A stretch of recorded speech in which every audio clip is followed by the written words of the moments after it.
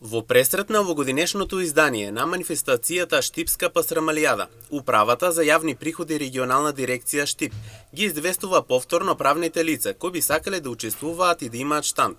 Треба да си обезбедат благовремено мобилни фискални каси, додека пак физичките лица кои обавуваат дејност од временски карактер, како што се продавачите на пуканки, семки и палачинки и слично имаат обврска да достават барање за паушално плаќање на данок на личен доход од временски карактер, истакна вижданочниот извршител Маре Данкова. Во пресрет на пасрамалијадата 2024 година, Управата за јавни приходи регионална дирекција Штип сака повторно да ги потсети сите правни лица кои би учествувале, кои би имале штандови на пасрамалијадата, да си обезбедат благовремено мобилни фискални каси.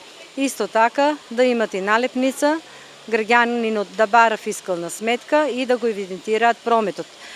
Додека пак физичките лица кои обавуваат дејност од времен карактер, како што се продавачите на пуканки, палачинки, семки, било што, кои би нуделе производи дали на пасрамалијадата, дали еве на плоштад, било дека на отворено, тие имат обврска до Управата за јавни приходи да достават барање за плаќање на паушално плаќање на данокот на личен доход од времен карактер. Ова барање имат обврска да го достават пред одржување на настан. Ваквите препораки е важно да се почитуваат, за да правните и физичките лица не се соочат со казнени одредби, вели Данкова.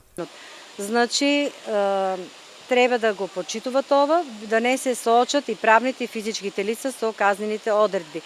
Казните за физичките лица изнесуваат од 50 до 250 евра, додека за правните лица кои не би издавале фискални сметки или не би поседувале фискални каси, казните се од 300 до 10.000 евра во денарска противвредност, а тоа е во зависност од големината на правниот субјект, како и од тежината на прекршокот. Во согласност со ситуацијата, покрај за манифестацијата за пасрамалијадата, ваквите барања треба постојано да се доставуваат за временски карактер, се со цел да не се дојде до несакани ефекти кои дополнително се нов удар врз џебот на граѓаните.